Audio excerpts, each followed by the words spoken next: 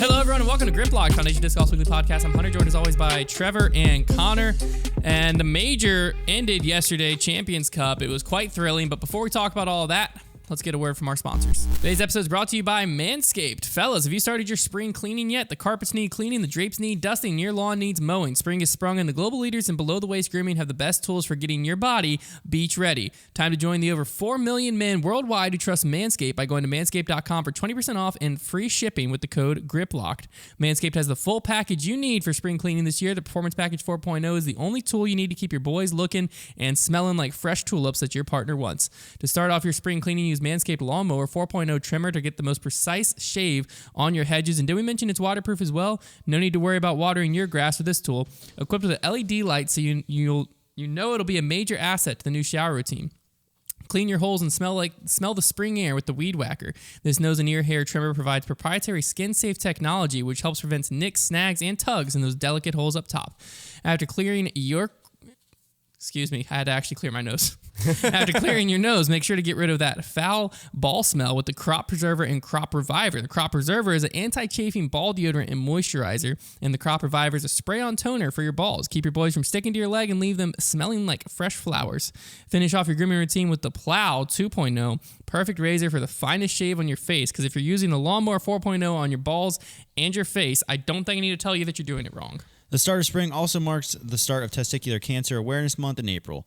Manscaped has partnered with the Testicular Cancer Society to bring awareness to testicular cancer, men's health, and early cancer detection. Manscaped is committed to raising awareness for the most common form of cancer in men aged 15 to 35 and giving support for fighters, survivors, and families impacted by testicular cancer as part of their We Save Balls initiative. So don't forget to get 20% off and free shipping with the code GRIPLOCKED at manscaped.com. That's 20% off and free shipping with the code, one word, GRIPLOCKED at manscaped.com. It's time to throw out your old hygiene habits and upgrade your life.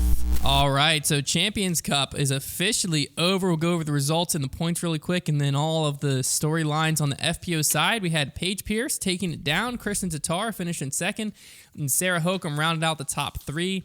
And then over on MPO, we had Chris Dickerson taking down the first major of the year, his second major ever. Ricky Wysocki came in second, and Calvin Heimberg was able to land himself in third place. Coming into this weekend, Konner was in the lead at 21 points. I had 14 points in second, and Trevor was in third at 11 points. Starting with Konner, your predictions landed you 8 points in FPO. Reminder, points were doubled for a major. Landed you 8 points in FPO, 4 points in MPO, which brings you to 33 total points. My picks also landed me 8 points in FPO. I picked the perfect three. I went 3 for 3 in MPO. It's very impressive. Which got me 18 points in MPO.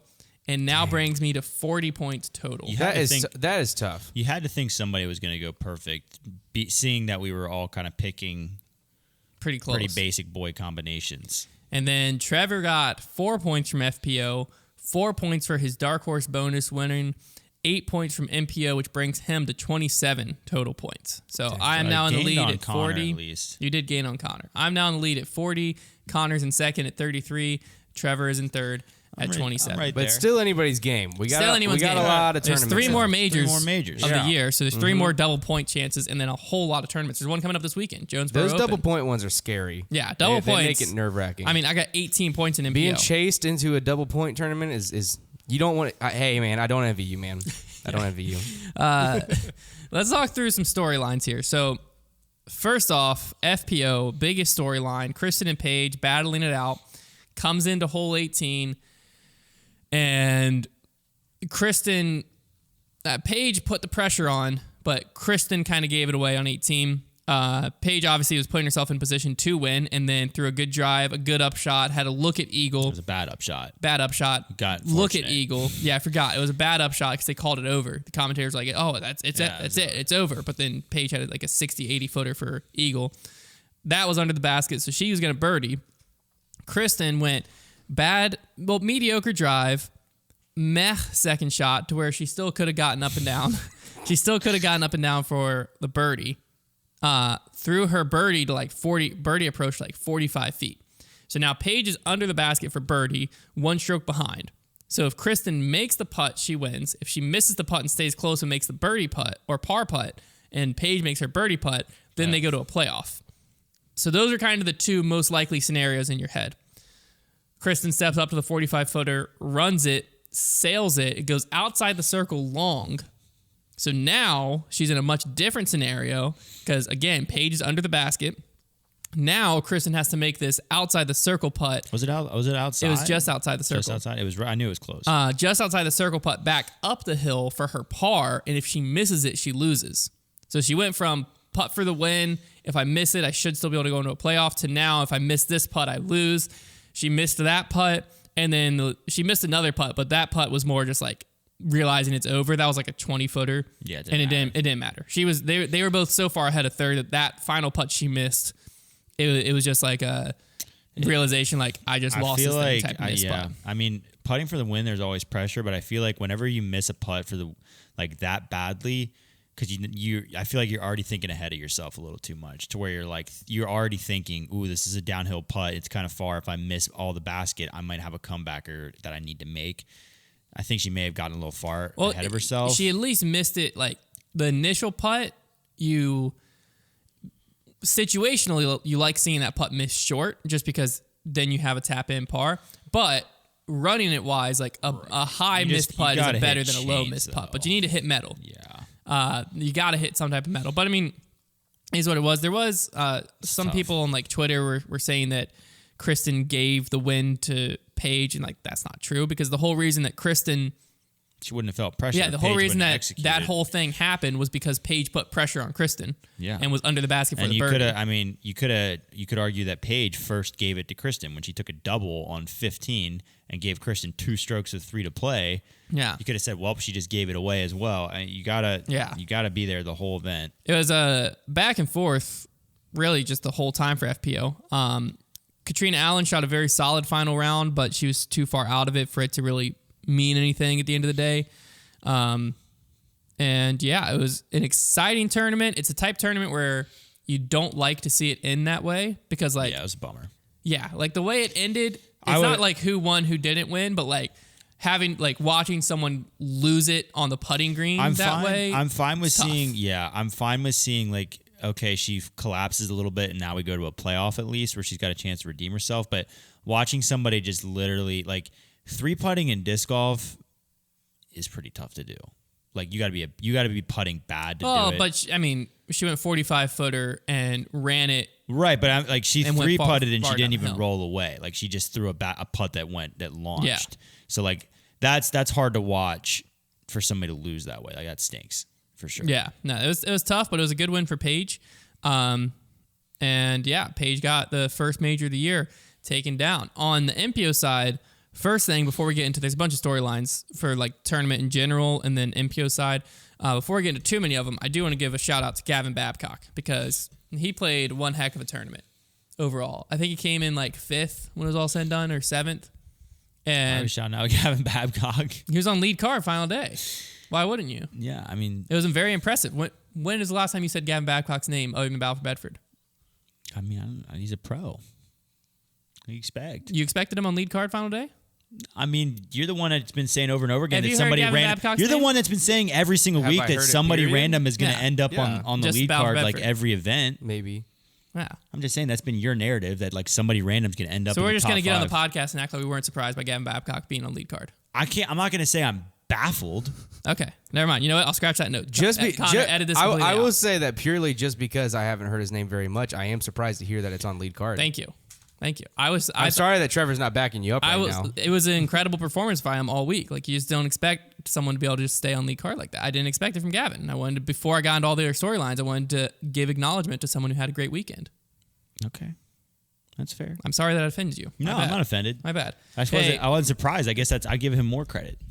Everyone, I'm sorry that Trevor hates Gavin Babcock. I'll never bring his name up again. My bad. Top 3, obviously. Hey, man, that's a long-time family feud. I forgot. The Babcocks and the Stobbs. It goes way back. It's like the Hatfields and the McCoys. You just don't want to get into it. I try to get into like some last name beef. All right, You know? Babcock. That's the one. Do you have last name beef? You've been in this town longer than us. I don't think so. Okay. That surprises me. Not because your family's bad people, just because You've been Bad around people. too long. I just feel like you guys run this town. We've been around. We have been in Lynchburg. It dates way back. My family's been in my Lynchburg. area of Pennsylvania since I did an ancestry one time and went back as far as I could. And my family's been in pretty close to no further than 45 minutes away from where I grew up since before America was even a country. Jeez. Yeah, way. So surely way there's back. someone out there that hates the Somebody Stobbs. hates them. Someone hates the Stobbs. Surely. Actually, stop. If you hate the Stobbs, just let us know. Even if it's a distant relative of Trevor, we got to know. Yeah, we got to know. It might be the Babcocks. Maybe that's why your initial reaction, you didn't want It them. just leaves a bad taste. It's just in your taste in your it's in mouth. your genetics. You can't like a Babcock. That's right. Maybe that's what's going on here. Top three are pretty obvious. The three of the best players in the world currently: Chris, Ricky, Calvin. But overall, the leaderboard was extremely jumbled. Yeah. Extremely jumbled. Yeah. One of the people that we were thinking about picking for our top three, Adam Hammes, came in. I think it was 88th. Not overall? not a good time for him. No, and then if you went down, Paul Ulibarri was down there, Zach Melton was pretty far down there. This it just shows how good the field's getting and how hard this course is. Both combined makes for you have players that are gonna get really high up, and then you have players who are currently in top 10, top 15 in the world, finishing way down. That's disc golf now. and the more modern field, what's happening is you have these journeymen. Like your Zach Meltons and Ulibarris, guys that have been around a long time, but they're not just going to get these top 20 finishes, top 30, top 40, top 50 even finishes because newer players that are just freak athletes. You got guys like Gannon Burr out there who are pretty new to the sport, but it's just shredding, getting top 20s every week. And those guys are just going to slowly start taking over. And a lot of these players we've known for a long time are going to start getting pushed out, and it's a transitional period. People follow the dollar signs, and as the sport gets more popular, there will be more talent. I mean, once people start seeing that you can lose to 39 people and get $1,000, I'll say 3-figure check. Everyone's Never heard of it. Other side note, not really a side note. One of the biggest storylines of the final day is that Paul McBeth put up one of the greatest rounds in disc golf history. There's no real way around it. 16 under par at WR Jackson. That's 4 unfathomable. pars, I can't 2 wait eagles. to watch it later. Yeah, it is on his channel. One of our friends from Overthrow Disc Golf, actually, Mikey, was out there filming it. Mikey. He, by just a stroke of luck, filmed because I don't think he filmed every shot of any other round. And he said he showed up that day planning on filming B-roll and was like, maybe I'll just get every shot in case something happens. Yeah. Thank goodness he did. Because we wouldn't have had it. We wouldn't have had any footage if he didn't. You could tell the future. So pretty incredible, but I think it kind of puts the final nail in the coffin of the ratings argument. Because Is that the final nail? I feel like the final nail. the final nail we've driven 10 times, but Yeah. people keep popping them back up at us. This one, how can you argue it? Final nail's a screw and it is stripped. Yeah. The earlier this year at Memorial at Fountain Hills, Paul shot 16 under at Fountain Hills. It was 1108 rated. Paul just shot 16 under at a much harder course, but doesn't have OB, so ratings are a lot different at WR Jackson. But I think everyone who's ever played and watched disc golf can agree if you walk up to 2 courses, Fountain Hills is going to be easier than WR Jackson. Yes. 1092 rated. Yeah. 20, what is that? Not almost 20 points lower rated. Yeah, it's pretty silly. That just doesn't make sense. There's a reason that the highest rated round of all time was 17 under at Fountain Hills, 1132. So weird. 1 stroke better at Fountain Hills, the highest rated round ever. You can't look at that and be like, ratings are a relevant stat that we should put all of this weight into. You can't. It's Ratings are a fun crazy. stat and they're great for amateurs. I don't even understand keep up with the how rating, it but, ended up being that. Well, just doesn't. The reason it ended up doing It's because it, there's no OB. well, and also there was no separate. It was I think it was a 6-point difference between stroke per rating. That's what happens in the woods. Yeah, that's what kills it. It's because a no course like Fountain separation. Hills, there's OB, so there's blow up potential. So basically, some players are going to be taking really big numbers on holes. And in WR Jackson, it's a much harder course to score on, but there's Yeah. no OB. Yeah. So There's the not a lot of players points blow per up. stroke is just so much different, and that's Right. why ratings are stupid. Right there. Because Yeah, 16. I would there is pretty honestly- ridiculous. trying not to overreact to how good Paul's round was. I think I can comfortably put it as this. I think there's an argument for it being the second greatest round of all time. Yeah, I think no one's touched D-Glow yet. Right. I would say because 18 under always has an extra allure because of that number being like, there's extra pressure when you talk about shooting 18 under because it's like that special number. You went 18 for 18, even though he technically Sounds didn't. perfect. It sounds perfect. So like I would say that you get extra bonus points, not even just because it was 2 strokes better, but because you got 18. I would say WR is, I mean, if you watch that D-Glow round, though, like those holes are not easy. No.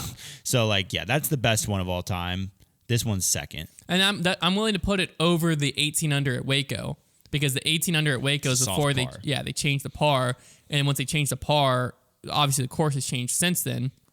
But like the next year after they changed the par, Paul's same round is 15 under out there. Like just the par change. So I'm willing to put this round that we somewhat witnessed yesterday as the second greatest round of all time. Yeah.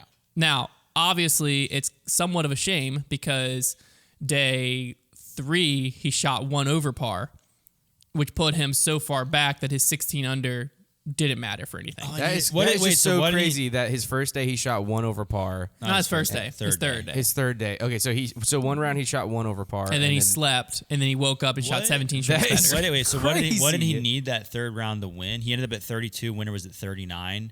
So he needed 7 more to force a playoff. So he needed 6 under. So he needed 6 under. Which is very doable out there. That's a cakewalk. Let me make sure that's accurate. Champions Cup, PDGA. How much of his round was shown on live coverage?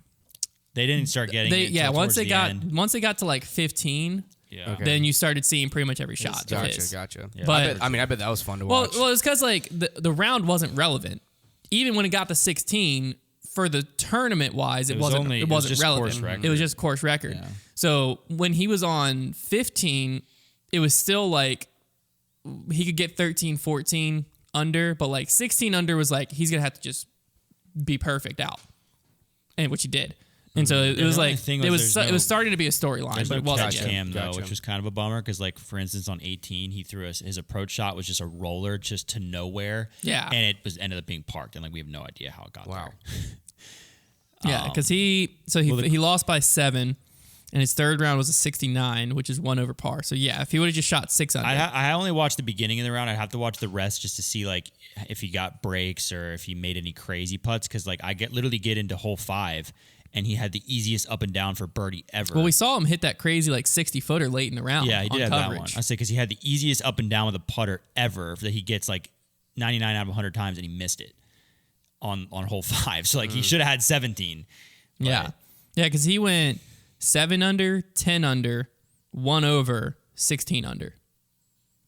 I would have just loved if he would have been 4 back going into round 3. It would have been great if he would just shot a little better round 3 so that he would have been in the clubhouse when the leaders were on like hole 14. If he would have been in the clubhouse with the lead, it would have added a whole different scenario to the lead card of where like now they have to worry about not only beating out each other but also catching Paul. It's just so crazy how he can just get on a roll like that. It's crazy. Yeah, so it was a wild round, one of the best rounds ever.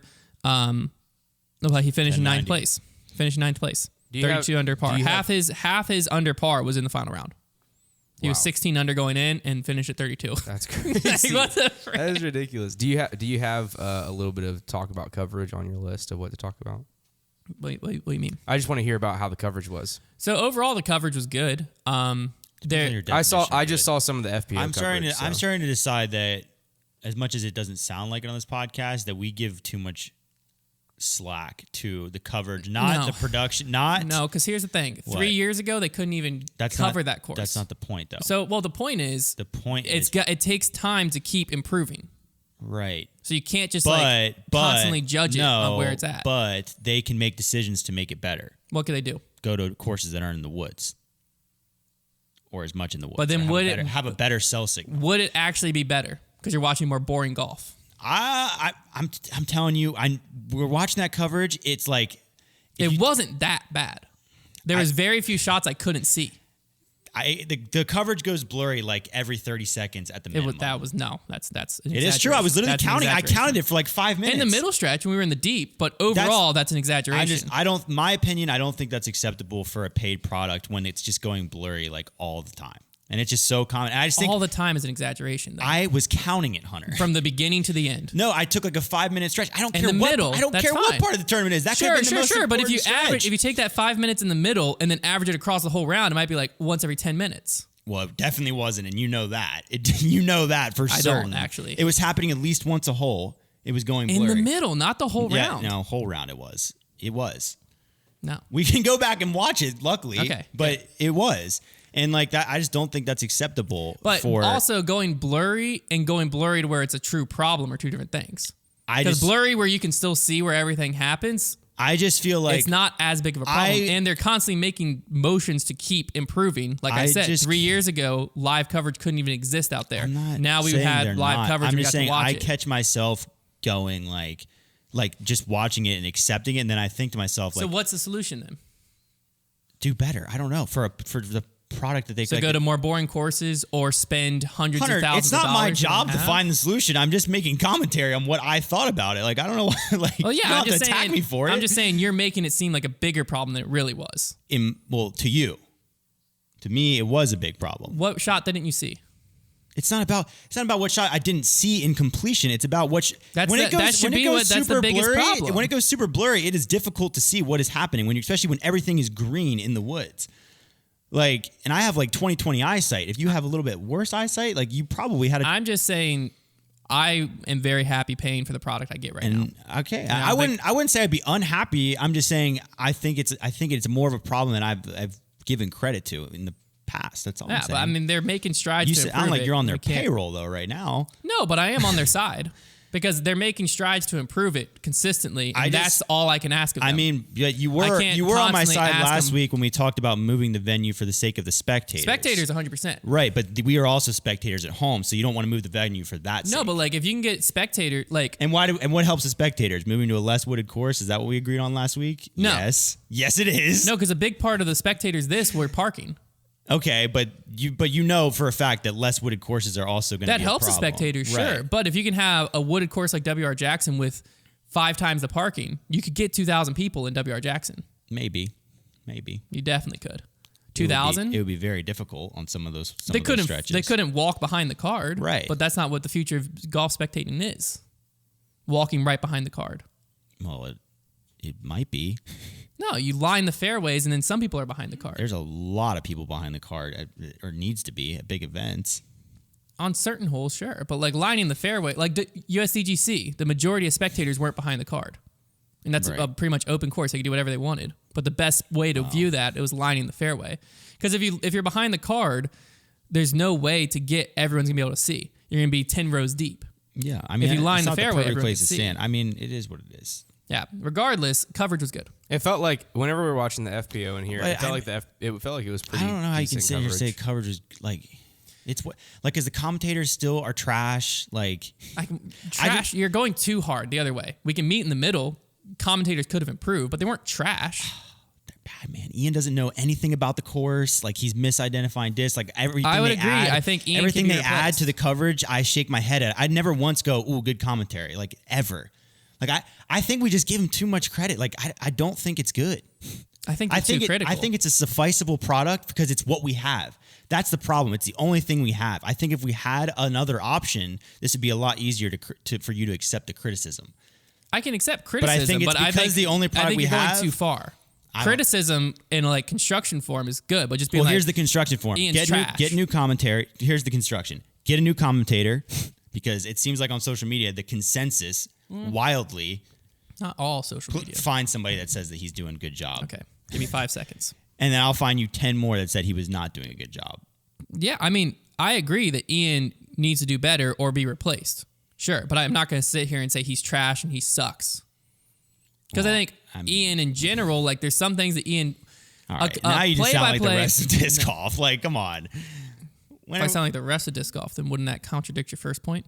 What was my first point? That I can't even find someone who likes Ian. No, the guy. I'm talking about everybody that goes buddy buddy. Like, no, I'm not trying to be buddy buddy because I don't give two fricks.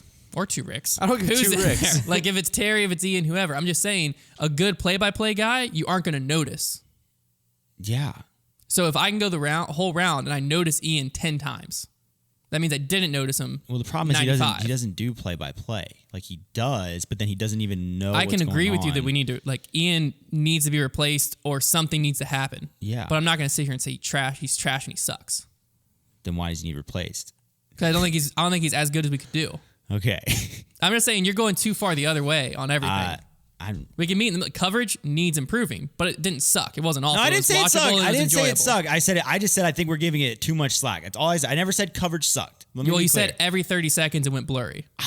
I really, really did feel that way. I really did feel That would suck. At least That would've sucked. At least some amount of what we're like. I'm talking. We have the crystal clear, perfect coverage to it getting any amount of blur or buffer. I swear it had to be close to 30 seconds. But like, Is it blurry as in like out of focus or as in like pixelated? Like that's out what I'm of saying. focus at Some the of it, minimum. like, But like some of it didn't affect you at all. But like it's in still any way. that still counts. It's still a product. Like I don't. You have to expect. I was trying to understand what it was that was happening. Like I don't know why. Like I don't know why we can't just like you can't just make excuses for them. No, I'm just saying I'm willing to meet in the middle and say it needs to improve, but I'm not going to go all the way to the other side and say it sucks. I didn't say it sucked. Didn't say that. I said the commentary sucked, and I do stand by that. Okay, that's fine. That did suck. That's fine. Coverage overall is very good, Konner. Cool. Thank you. Very good. Did you enjoy yourself watching it? Did you have fun watching the coverage?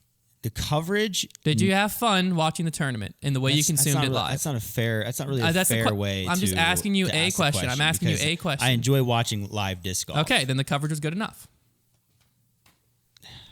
Yeah, it was good enough. Yeah, Perfect. it was good enough. We can meet there. I'm willing to admit it needs improvement. Look at that, common but I'm not ground. going to It's good- meet. I'm it's not good going to go. enough. What I'm saying is, I'm not Most going to go unifying all the way podcast in the across the world. line and say I guess it here's sucks. my biggest problem, Hunter. My biggest problem, and forget Or about it's trash. Or what about whatever with the buffering? Because like that, I understand there's price logistics to that. But There's with a lot of with logistics the to that. commentary, especially, my biggest problem is I see no improvement week to week. No, but year to year you do. Do I? Let's put Jamie Thomas and Nate Doss back in the booth.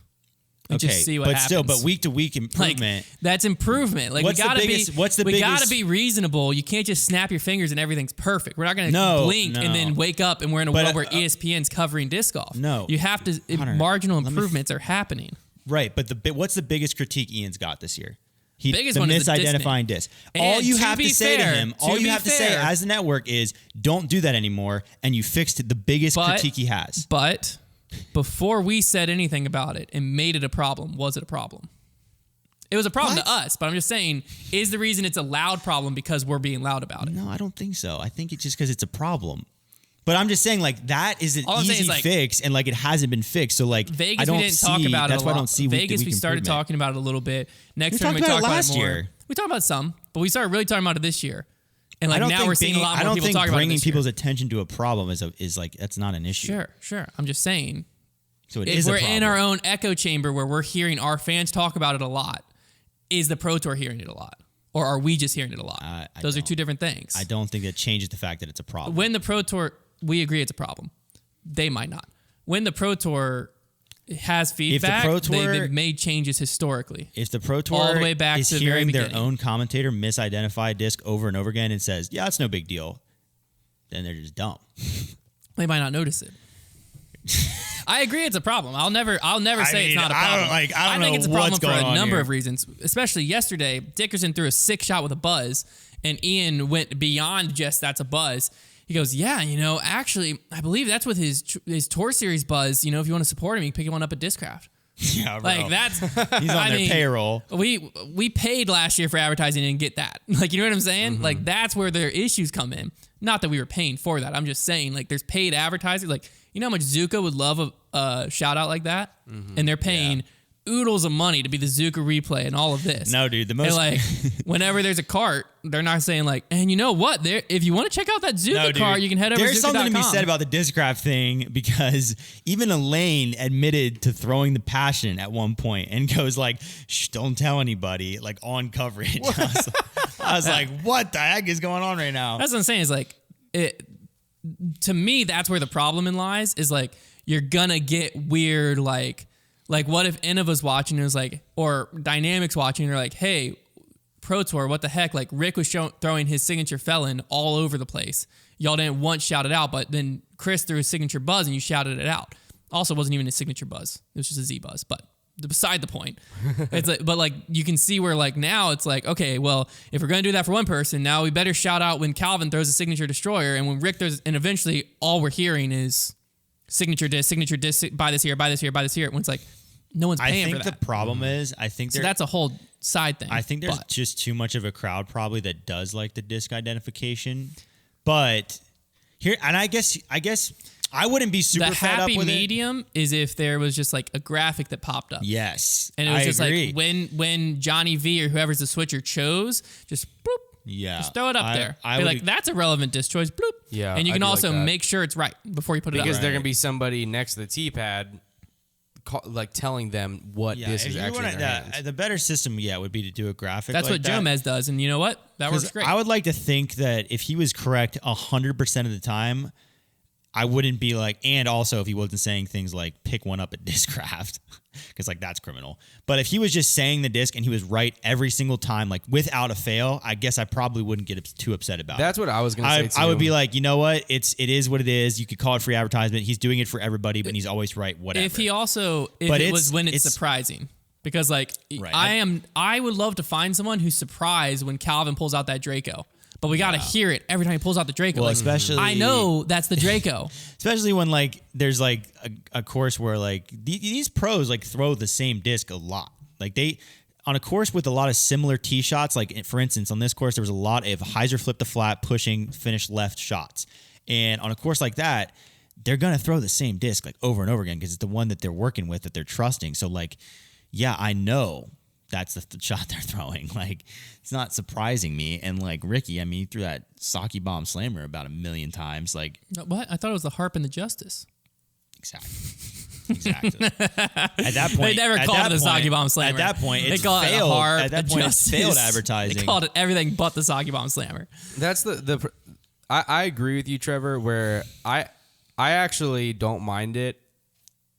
I don't mind the disc name being called out because I think it's fun for me and it makes sense. Like for new players, I bet they enjoy that.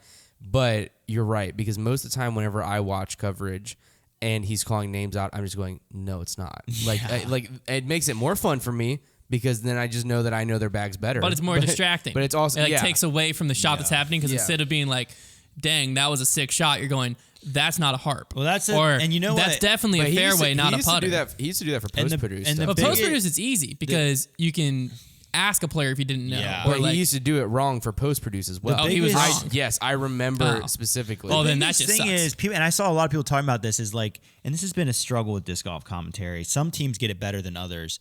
The Terry team does it better, I think. There's a difference between play-by-play and color commentary, and this Terry Elaine squad has no clue which is which. Or Ian Elaine, rather. They have no clue which is which. Because, for instance, naming what disc is being thrown, that's color commentary. That is not play-by-play. Play-by-play, you need to be telling me what is happening as if I was listening on the radio. Like, that's what a color commentator would add. And, like, it's like they just have a conversation. That's with what each other. It didn't sound like either one of them had a specific role. It sounded like both of them were just sitting there and watching and describing what was happening. Don't get me wrong, in commentary, I think it gets a lot harder when you don't just stick to your role because there's more confusion about who should speak when. Like, there's a reason that those roles exist. It's because one of the people in the booth has more disc golf expertise or is supposed to, and then the other person is very much just sticking to what is happening unless they're asked a question or something by the color commentary, but like they never stick to that, and they make it harder on themselves because of it. Anyway, so to bring this full circle, I just don't. There is problems clearly with the coverage and the commentary, but there's also continual efforts to improve. And you know what? From the Pro Tour. At the end of the day, and that's all you can ask from the Pro Tour. Is that live experience still way better than having to wait for post produce and not see it live? Yeah, it is. For the price, it is. There you go. It is. Hey, well done. Let's all clap it up. Trevor, clap. No, this is for you and for me, it's dude. for me. We get it. Clap it for me. No, this is for me too, man. I admitted it. Another thing we saw leading into the tournament from Andrew Presnell tweeted this actually. It's about a PDGA rule. I'm actually not sure when this rule changed or what exactly happen, but like this is the first I've heard of it, and this is hilarious. Every time these new rules come out, like I don't see it until somebody complains about it on Twitter. Like, wait, what? Yeah, so Presnell said a hot disc golf topic in the past week or two has been the rule change of no longer being able to clear debris from a player's run-up. At the Champions Cup players meeting, the PDGA addressed this issue and said, if there's a safety concern, just throw a standstill. Seriously? So that's Presnell's tweet. So I looked this up because I'm like, what is he talking about? Like, when did that change? And also, like, who's going to tell you can't kick a pine cone or pine needles out? Like, what? So PDGA rule, again, I'm not sure when this change went into effect because it might have been this year, and like it just got overshadowed by you can now shove your disc into the side of a basket and it count. Like maybe it just like bro, the PDGA are crazy this year. So this is the rule: a player may corrupt. move casual obstacles that are on the playing surface while where a supporting point may be placed when taking a stance. So essentially, when you're taking a stance, wherever your supporting points can be, you can clear that area. Okay. So where your foot plants or where your back foot is. The loophole that has been found and confirmed by the PDGA is essentially you can lay down with your feet behind the lie and stick your hand out as far as you want, and whatever you can reach, direction. you can clear that Behind your lie, yeah. So snow essentially, angel you can it. just snow angel it and clear, but it's a distinct advantage for a player like Brody, who can way clear, taller. 8 feet versus I can clear like 6.5 feet. To be fair, he also needs a 7 feet. longer run up, so maybe it is somewhat relative. It might be relative, but regardless, like if I laid down and cleared Like, 6.5 feet, if that's a very short run. If there is that dumb of a loophole in your rule, then like the rule shouldn't exist. Well, my thing is like the rule should just be you're allowed to clear to get a safe, clear, dead and unattached. Yeah, the old materials. My biggest thing is what was wrong with the old rule? Well, I think the old rule is being played wrong because it did say encroach into your stance. So like dead and unattached, I don't think you could ever clear from your run up. I think it was just like a clarification happened. I don't. I think like the run up needs to be a part of your stance because like if you need to take a run up. Yeah, well, here's where they've gotten themselves is now what they're saying about this whole standstill thing. If you're going to be this strict on it, you just need to make it that there's no such thing as run-ups after the tee shot and then you're just changing the entire game of disc golf. Because I'm fine if you're going to say, okay, you threw into the rough, you deserve to have the randomness if you might not have a run-up. That's whatever. That's fair. You can't do that in the fairway. But yeah, exactly. It's not like we're all here playing on Masters level manicured courses where the fairways are just clear of debris. What happens when somebody has just a giant fallen log in the middle of their run up and they're in the middle of the fairway? Well, also like that's at not fair. At the It's Champions not Cup, fairway, unfairway. At the Champions Cup and other like South Carolina area courses, there's fairways rocks and stuff. It's woods. The fairways are essentially just pine needles, and that stuff's like playing on ice. Yeah, so like so slick. You need to when you get to your lie, kick it so that you can get the dirt, so you have can injuries. plant. Yeah, because if not, you're gonna have people just slipping all over the Somebody place. needs to take one for the team and have a So gruesome injury. wait. So part of the rule is you're not allowed to kick the pine needles out? Only where you can't place. clear anything you can't out of clear your lie. anything out of your lie. But instead, If there's a pine cone, if there's a rock, lay on your belly. Yeah, you can only clear where your stance is or where a supporting point can be. That's ridiculous because pine cones and pine needles aren't part of the ground.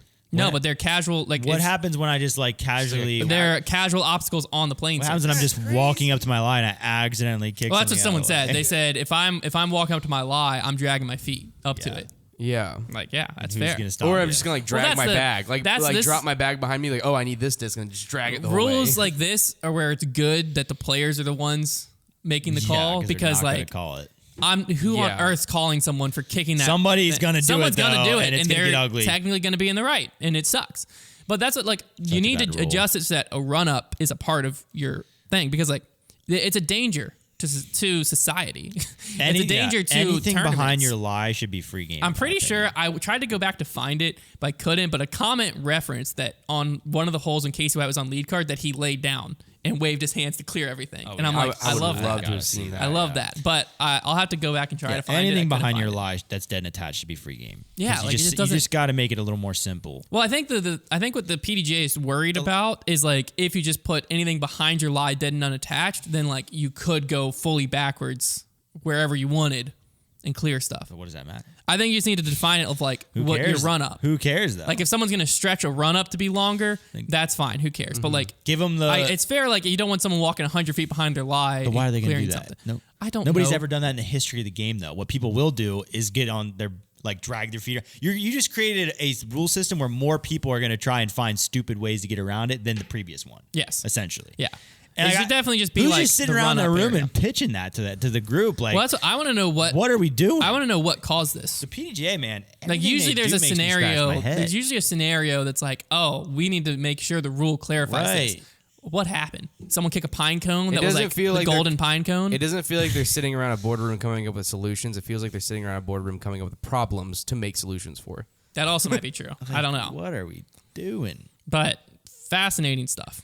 Fascinating That's stuff. so funny. That's crazy. I didn't. I think they will. could- I'm gonna call both of you on it in every video. No, I'm in our monthly match. I'm laying down and snow angeling every I didn't time. think they could top the whole. It'd be so dirty. I didn't think they could top the jam the disc into like, and it was so funny because this morning I was doing some research for, it was for a trivia question that I didn't actually end up using. But anyways, I was looking at the patent figure for the original disc golf basket, and the patent for the basket just shows the figure of disc going into basket, hitting chains, and falling into basket. Like that is the founding aspect of our sport. And the PDGA is like, nah, you wedge that thing into the side of the basket. That's how it's also meant to happen. Yeah, you just Because if you can get the basket to support your disc, it's good, man. like Don't what worry are we about doing? Don't Sounds even like worry that about one it. throw. The sport's a joke for that. That one throw, that bottom stand destroyer by Paul. Yeah, that would have been ace. It was just such a good throw. I mean, he deserved the ace. We should just. That's That what would've it been an is. ace. That's what it is. That would have been it. Final storyline I have here was the purse distribution. This was the topic on Twitter. It was pretty bad overall. In general, we probably would have talked about it, but what made it worse is the way the PDGA decided they were going to advertise it, which was they put a tweet out that was celebrating that no three-figure checks were going to be written. Last cash was going to be taking home $1,000, which is such a weird way to celebrate and promote your purse. It's like, hey, the people who lose to 39 people, they're taking home $1,000. And that's one thing to celebrate if it's like the purses have just gotten so big that just is the normal now. Like it's able to happen. But here's a scenario. It's just because I have a field of 10 players, and I have a purse of $4,000. And then I advertise, no one's walking away with less than $1,000. Does that mean the purse has grown so much that this can just happen? No, it means 4 people are going to cash, and I'm going to give them all $1,000. Like that doesn't make sense. That's not how this should work. That doesn't make any sense. And it also is weird because the gap from cashing to not, so 40th to 41st place, was larger than the gap from coming in 14th to coming in 40th. So like 40, if you're in 41st place to 40th, obviously 40th to 39th, like the gap of not cashing to that, obviously that's going to be larger because like you're not cashing versus you are cashing. But typically, if you're inside the top 15, you're getting pretty heavily rewarded for how good you played versus you're in 40th, like relative to the whole scope of disc golf, yes, you played good. Relative to like Trevor and I showing up, you destroyed us. Relative to the field, you lost to 39 people, and you probably lost by a lot to the winner. But cash-wise, you didn't really lose that much to the winner. And what really is the pinpoint here is we've talked about this actually a lot previously. A redistribution of the purse allows the same amount of people to cash. So we're not talking about only 30 people in the field cashing. We're talking 40 people still cashing. Same people cash. 40th place, instead of $1,000, takes home $620. Okay? Pretty minute change, if you ask me. Pretty respectable for last cash. Yeah, last cash. You came in 40th place. You lost to 39 people. $620. Okay, minute change, but first place now gets over $20,000, which is more than a $7,000 increase. Like, that's why this matters. Pay to winners. Like, celebration of the growth of the purse, great. We should be doing that. More money coming into disc golf, all of that. But the distribution doesn't make sense. And then the promo, like, if you're going into a major, the thing that should be promoted is, like, first place is walking away with, in this tournament, $13,000. If that tweet happened, I probably wouldn't even notice. Or just don't even draw attention to it at all. Yeah, I probably wouldn't notice at all. But instead, we're like, no three-figure checks can be written. Also, side note, very funny thing that happened. There's a 4-way tie for last cash. So 4 three-figure checks were written, $250 each. Which was even great. Like, you walked right into that one. That was too easy. Now, to address some of the points that got brought up. Main one was that this is growing the sport and helping keep players on tour. I have 2 rebuttals to that. I was going to ask that question, so I'm excited that you're... I have 2 rebuttals to that. Number 1, the players are not employees of the PDGA or the Pro Tour. The PDGA and the Pro Tour, their jobs is not to keep players on tour, but to create competitions where the players can even tour to begin with. The goal of those competitions is to play well, place well, and win. So the players who play well, place well, and eventually win should be rewarded for that. Now, I know what you're thinking.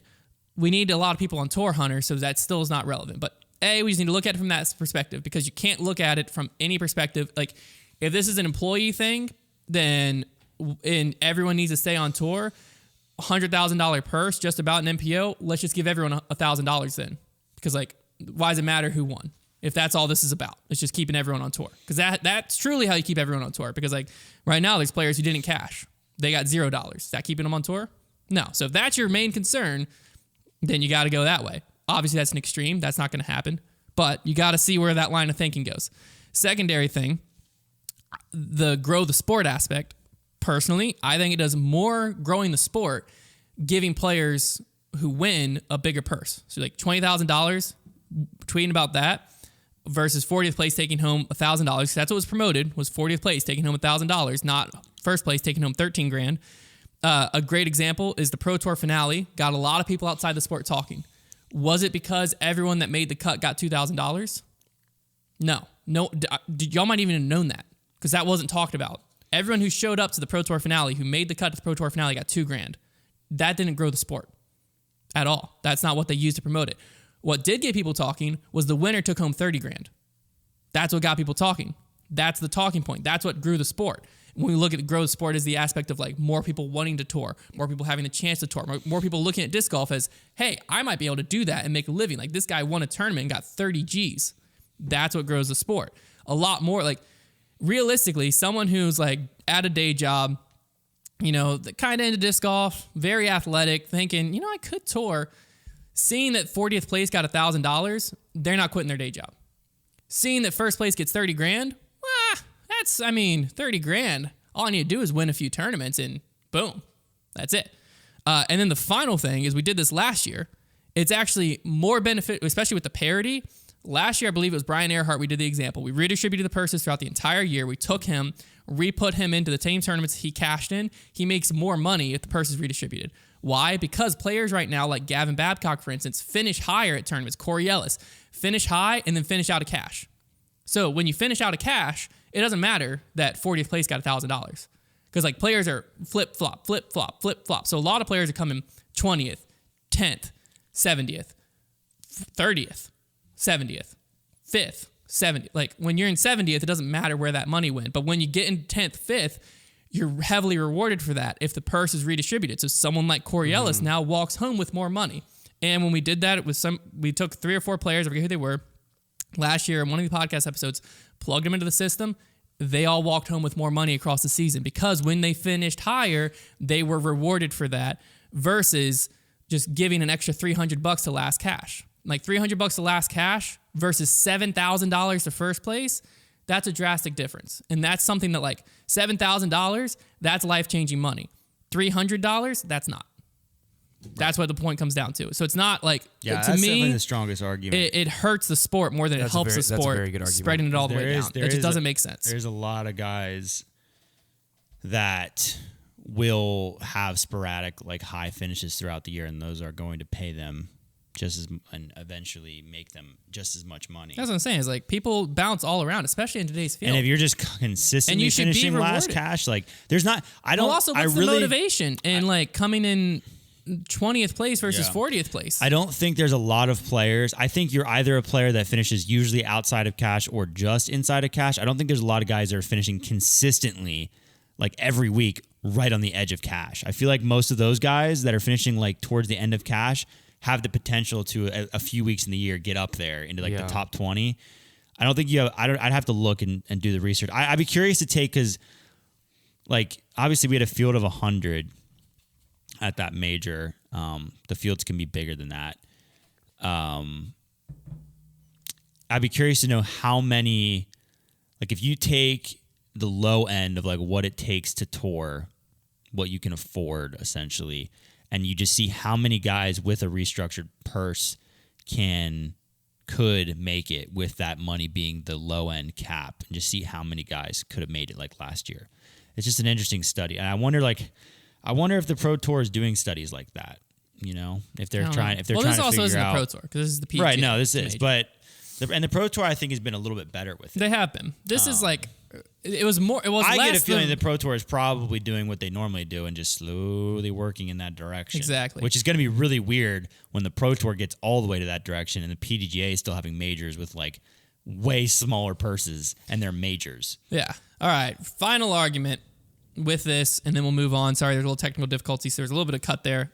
So we might not pick up on the exact topic, but I'll end with this. We had like Gavin Babcock, Corey Ellis, players like that who aren't always in contention this week. When they're up there, and let's say Corey Ellis, I think we'll use him because I think he came in 5th. Corey Ellis is not someone who's coming in 5th every week, but he's someone who has that potential to come in 5th. When he comes in 5th as a major, he has some bonuses from his sponsors, I'm sure. The structure kind of depends. You don't know how much he's getting from that. He doesn't get accolades when it comes to, like, you don't look at how many people have top 5 or whatever at a major. That's not something that's just commonly used in our sport right now. So if you don't win, you don't get those accolades a lot. So you're Corey Ellis, you come in 5th, you've made it, right? You just came in 5th at a major, big time. One of the big benefits of that should be you're rewarded for what you just did, money-wise. And if you come in 5th and you're like, wait, what the frick? I've made more than this at an A tier, which I'd have to look back. Corey Ellis has won a lot of A tiers. I'm sure whatever he got 5th, it'd be close. It had to be close. But like, you see the point I'm making is like, you get there, you get to almost the peak of this mountain. You're in contention. You're fighting back and forth. And then it's like, well, what the heck? Like, my buddy who came in 20th got almost the same amount as me. That just doesn't make sense to me. And I don't think that's fair to the people who did pop off, like the Corey Ellis and stuff like that. I don't think it's fair for them to like make sure 40th place gets $1,000, and so we're just taking money from people like that. Everybody is so quick to defend. They're trying. They think they're playing like the good guy by defending the guys who were losers, essentially, but they're not defending the guys who are the winners of our sport. Which, like, don't they deserve the same treatment? Like, they deserve to get paid. Yeah, like they are the ones that actually went out there and won. Yeah, and then there's the motivation to win. I get money isn't like the end all be all motivator, but when you're showing up at these tournaments, coming in 5th, beyond the money and beyond the like self appreciation of like I did something I'm proud of, money is like the biggest thing that's beside that, because you don't get a trophy for 5th. You don't get anything for 5th. You get like a pat on the back from people who know you, but next week people aren't going to remember who came in 5th. Next week people are going to remember who won. But next week, that extra whatever it might be, $1,000 some bucks, whatever it could end up being when you redistribute it all, that's still going to be in your bank account next week.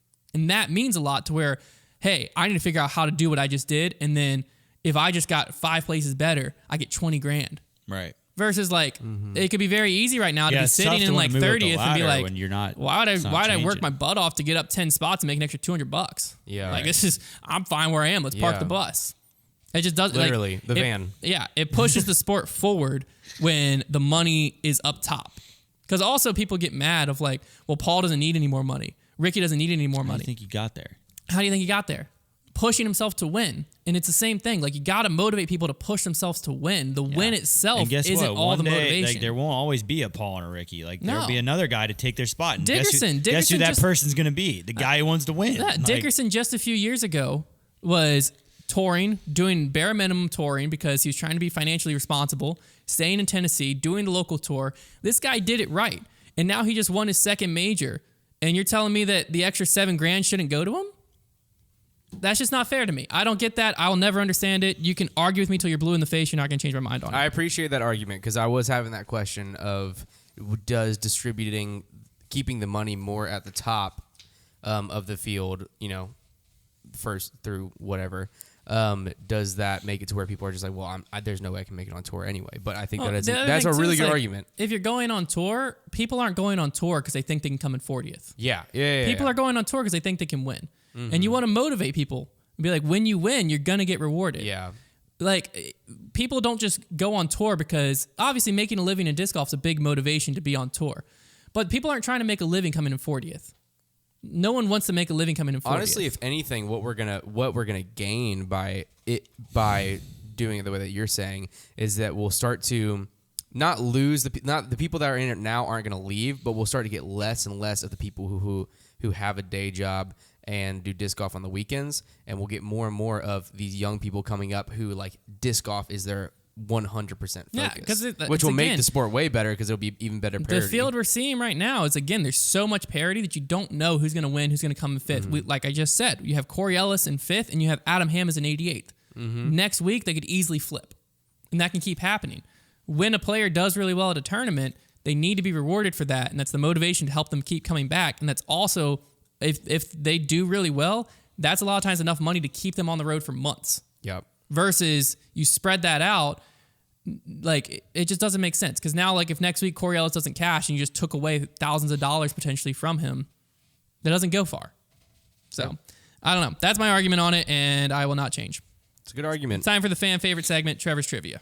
All right. So this Trevor's month's Trivia. Patreon exclusive video is going to be Disc Golf Jeopardy. We mentioned it a few times. We're actually shooting gonna it today. Film it today. Heck yeah. So it's coming out this week. We're going to do a little practice here on camera, a little sneak preview. What practice. is Jeopardy?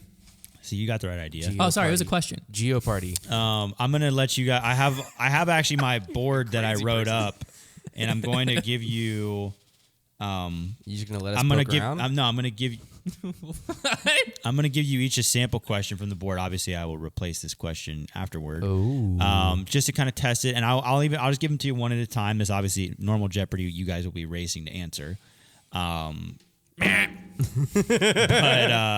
How do we? We'll have a buzzer on our phone. Oh, yeah, there's A an buzzard. app. It's gonna be a vulture There's an app on that our phone. that basically will say who buzzed in first. It's not a noise. Can it? Maybe. We'll make a noise when you push it. Okay. Is that your noise? Pick a noise. my noise is. That's a long noise. Mine just. I didn't like that. Okay. Well, anyways, here I'm gonna give these are little sneak peeks. I'm gonna give you each one. So this one I'm gonna give to Konner first. The category I'll give you is called. I'll give you the one from Rules and Terms. This is one of the categories. There's a sneak peek. I'm not There's getting gonna be any of 5. these right. And this is for 300. Rules and terms, dude. I failed that test so many times. Actually, I don't want to do that one. Let me do. Oh, you can. I'm sorry. I didn't mean to make you upset. This would be Rules and Terms for 400. This is an example. Rules and terms for 400. And the question, and so you remember, you answer in the form of a question. You know how Jeopardy works? yeah, I don't understand why you do that. Yeah, it but doesn't make any sense. No, but- because the answer is basically the clue is given to you in the form of an answer. Oh. So like if you said, okay, So if you're somebody guessing said, the if question the clue that was, is the answer if to. the clue was this mammal is often likened to a shark, you would say, what is a dolphin? I finally Because understand Jeopardy. You're asking the question, and the clue is like it's weird that they do it that way. I have but that's how it never is. understood that, and you just Yeah. explained a Or you would lifetime say- of I So definitely you're- would have just. I mean, but you you could would still say dolphin. It doesn't. And, like, it literally works the doesn't same. count though. I know, but I'm just saying it works You the have to same. say what is or who is. Like it's just a that's- stupid. It's a stupid thing. I get it's- why, but it's it's not- stupid. apparently it's been running for like It's 60 like, years. It's so like the it's PDGA. It's like the PDGA saying you got to lay down to clear a lie. Like, yeah. It's fun, dude. Stupid. It's fun. It's iconic. They've created an iconic quirk. Sure. But Okay, it's, this would be your it's question, Konner. Yeah. This term is used to describe an attempted air shot that turns into the opposite. stupid. Oh, What is throller? Bingo. That is correct. that's Bingo, easy. bingo, You know, bingo, easy. bingo. You got to remember, these questions aren't going to be crazy difficult because you're racing to answer That them. scared me. I was so like scared. when you're put on the spot and you know you have to race to it, it's going to be a lot Just, harder. just cut to it. Hunter's ready. He's so ready. I'm going to give you the category of double meaning disc names. Whoa. And this is going to be for 500. This is the toughest one. This is pretty tough. A ghost or ghost-like image of someone, especially when Banshee. No. What is Banshee? You didn't even. First of all, this is important to mention that Bam. you can't buzz in before the question's done being Bro, asked. you really can't in No, Jeopardy? You're literally locks your buzzers. Oh, Oh. Yeah. I wasn't aware But of since that. he just went, do I get to answer it now? No, I have to get the whole A question. ghost or ghost-like image of That was a good someone, answer, though. especially one seen was- shortly before or after their death. Yeah, that's obvious. What is Reaper? No, Maybe I'm wrong. I was gonna say Wraith. it is Wraith. Oh, Wow, that's good. That was like one of the tougher ones. I didn't know what a Wraith was. That's impressive. I only know it because I know so clearly of what the stamp stamp is is. on the DX Wraith. But see, now that's a tough one because like, is Reaper not the right answer? That's the definition, like literally the definition of Wraith. What's Like- the definition of Reaper? well, it just wasn't his answer. I don't know. Reaper. Oh, but like, how does Jeopardy work? I mean, how does it work? Like if there's Reaper's two out of right production. answers. There isn't two right answers. Like if you look up, that is a word for word definition for wraith. And you're not going to dispute my answers on my show either, or I will kick you off. You of will it. get kicked I will out. subtract you He- a million points. he will- Oh, open the Reaper's trap just a door person underneath that you. harvests a crop. Yeah, so there you go. Yeah, that's why they got that thing. Well, they have the The Grim Reaper is what you're thinking of. Yeah. yeah, Grim because Reaper. they reap grims. And he's also, that's not even like, Well, the stamp on the Reaper is a Grim Reaper. Yeah, you're right. Well, on ours. No, that was on our Undertaker. You're not thinking about the Reaper. You're The thinking Reaper about- that just came in there's a for Ledgestone Oh, okay. has a Grim Reaper on it. Gotcha. yeah, it was not a bad answer. Neither was the Yeah, they Banshee reap one. what they sow. That's like the whole point of that. You're I think right. the Wraith is more a of a Reaper's ghost, just a farmer. The Wraith is similar to the idea of the Grim Reaper or Angel of it's Death, but they don't ghostly. usually follow through with the demise of a person. Wraiths are merely a signal that death is near. A second use of Wraith refers to any ghostly, disturbing entity. It makes itself known. Is Well, a Wraith a green? You know, Grim in Reaper? any case, this question is not going to be used because it's just been used now. So I'm just saying, I thought like it was pronounced wrath for the first month of me playing that They do- category they- could cause me questioning you a lot. It's all because like there might be word two for word different answers. definitions. But there might be so two different answers. That no fit it. answer matches that word for word definition. So you're wrong. But I'm just saying, continue. like, just be prepared for that in the Patreon video. You'll be automatically kicked off, and I will stop the video, and then I will film it with Konner and Silas. And he's gonna sit in the corner alone. I will literally go film it with Konner and Silas. But you get what I'm saying, though. No, I don't, Okay. because it's a word for word definition. Hey, buddy, I'm not trying to come after you. You just did. It's okay. Everybody else realizes it except for you. Well, I'm sorry if I did. I didn't mean to. Okay, thank you. I accept your apology. Okay. That was Now, a nice moment. I start crying.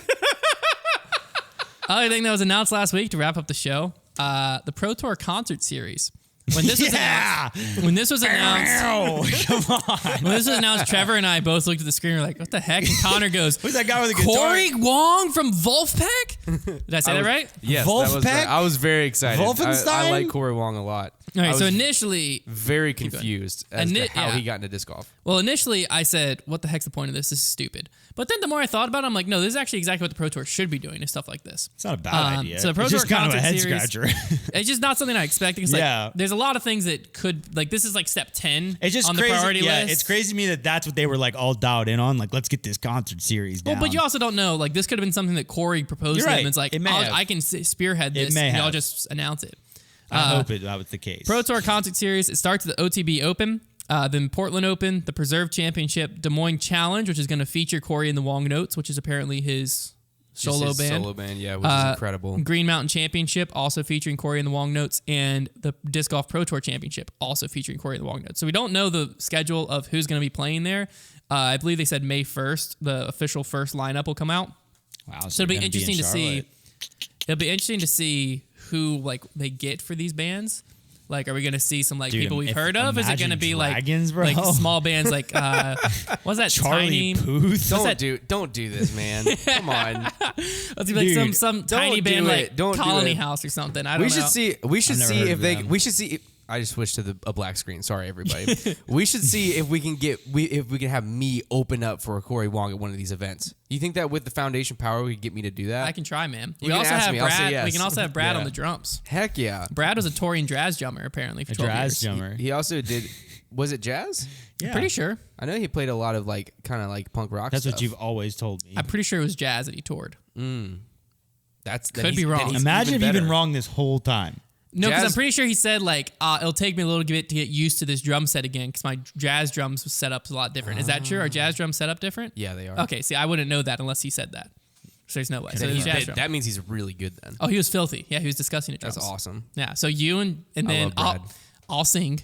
Clearly, I'll dance. Trevor can play the tambourine on his body, and then just like Otherwise, just No, known I'm as just- playing the tambourine. I'll just wear like Tambourine. sequins. I'm gonna and play the guitar on bells. my body too. there you go. And Silas can mix it. Yeah, boom. Boom. We No. got a full show. We got the foundation station. We need to make a shirt that's like a graphic tee. basically That's our our Quit Blog shirt. no, that's our basically a band album shirt. cover. We need to get a picture of our album cover and just call it Foundation Station. We need to go to the Love that. Amtrak station downtown just for this shirt. Yep. and release an album, full album, 12 Just songs. take a picture with a Polaroid, and then take a picture Of the Polaroid. and then, And boom, then you got take an album another cover. picture. Put a white border on that bad boy. You're And then good to take a go. picture of us in the shirt wearing the picture that we took of the picture of the Polaroid that we took at the Amtrak station. That's meta. And then that In the metaverse. and then that is the album cover. We need Us to break wearing the the shirt of the thing. Yeah.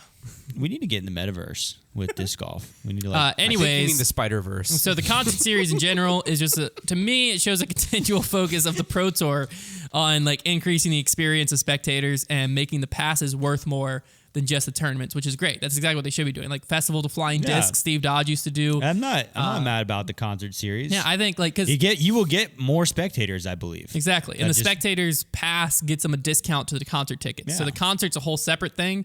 So their idea is like hopefully they can get Good people idea. from the area into the concert and then share the good news of disc golf and be like, hey, the final round's happening tomorrow. You know what I I mean? think they should pair disc golf with events like that all the time. Yeah, that's what I'm saying. It's like that's a Good great thing idea. of like the community will come out to the concert, and then at the concert you can tell like Stick around, Pro watch some Tour- Isers. Pro Tour's brought it in. Maybe have some, maybe like throw up some like Some Joe Mez to like mix in some Joe Yeah, Mez. like- well, no, It's like copyright, dude. when Oh, sorry. everyone's sitting there like said it waiting off for key, people to so come no. out, we're just playing coverage. You know what I mean? You're waiting for Yeah. the Yeah. bands to They come just out. show Coverage is the playing. holy shot like over and over again. Yeah, just show that 100 1,000 times. You'll convert some people to disc golfers. Yeah. And then be like, hey, tickets are on sale for tomorrow's event. Dude, I got $5. I got the itch to play some disc golf, man. Let's go out today. It's rainy. You know what? Screw it. Let's do it. Let's just play in the rain. I will say, like, that is the one thing about watching disc golf for an extended period of time is like it without fail makes you want to play disc golf because you watch and you're like, it is so easy. Yes, just you're throw right. it straight.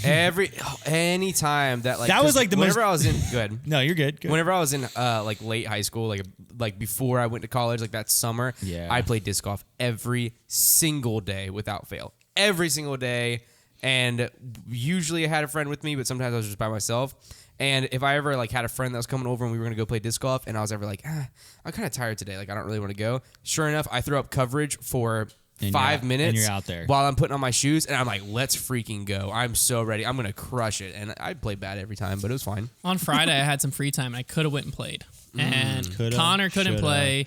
Trevor couldn't play. I will play with you any day. This No week. one could play. You name the time, place. It was I will be there. It was one of the Connor, first dude. times that I sat down and I was like, should I go play disc golf by myself? And I That could decided be a no. good time. Because I used to play disc golf by myself more than I played I with like- people because yeah. it was a good way to like, now running accomplishes it, which I think why I didn't want to go play by myself. Because like disc Oh, golf was for the way exercise. that I just like cleared my head.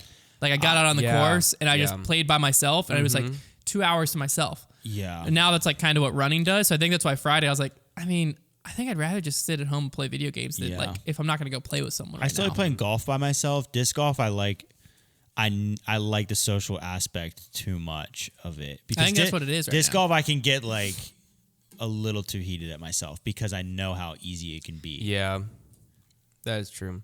I took my dad to Lynchburg College yesterday because we had like a few. I heard they're getting new minutes. tee pads. Really, that's awesome. Apparently, they got all the material to put turf in. I saw Oh, cool. one of the guys from local That's club. game changer. He told me that he got it approved. Now and I everything. see that it- course now they is seem to always make 18 packed. holes It out was there in not those packed woods. yesterday, but it's typically packed. Yeah, LC. it'll be a good time. Be sure to tune in on. I want to say it's Wednesday. It might be Thursday. The preview show for the Jonesboro Open happening this weekend. Did they that- start on Friday? No. I think they start on the Oh. 22nd, which is a Friday. Well, it's a 3-day. Don't the Yeah, so 3 22nd, 23rd, 24th. So Friday, Saturday, Sunday. Yeah, so it'll be on. So our preview show will happen on Thursday. We'll give you all the information that you need headed into the Jonesboro Open. Next week, this time, we'll actually be headed to Missouri. So what does Go that Tigers. mean? What does that mean for the podcast? I'll Mizzou. tell you what it means. Oh yes. Oh, it's gonna be awesome. We're Welcome gonna to the have- Foundation Roadshow. We're going to have a road show. We're going to do it in the car. Quality TBD.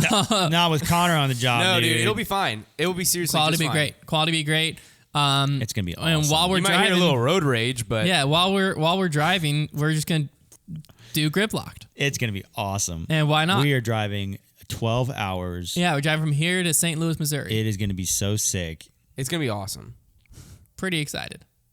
So not going to miss that. That'll be the wrap up for Jonesboro and whatever else. And we'll probably do it a few hours into the road trip to make sure we have little bit of sanity left, but not enough. Yeah. I'm fairly confident the quality will be good. It's not like we're gonna record it on our phones. I'm gonna have an audio recorder and mics. Like, we'll be fine. Yeah. It's just our mental quality. I know everybody was really worried about that. Our mental quality might not be good. Oh no, you really want Hunter, Trevor, Konner in the car because we are a good time. We got to figure out where we're stopping to play disc golf on the way. Well, I have a few recommendations for people that DM'd us. Because we can stop anywhere. Yeah. We're gonna be like, we can stop in California. I don't think we can go that far. But it should be a good time. And also, if you're in St. Louis, everything's in between us and there. If you're in St. Louis, you're in St. Louis, we'll be there next week, and you can come out and watch the Bogey Row battles if you want. TBD. And if there's any disc golf shops in the area, let us know because we love swinging by. I already know there's one. We love swinging by aces. and checking out the used sections at local disc golf That's what shops. it's called. So, pretty excited for all of that. And I believe that's it. Talk to you next week. No, we'll talk to you on Thursday. Not next week. Thursday. Don't go Thursday. anywhere. Thursday. Talk to you then.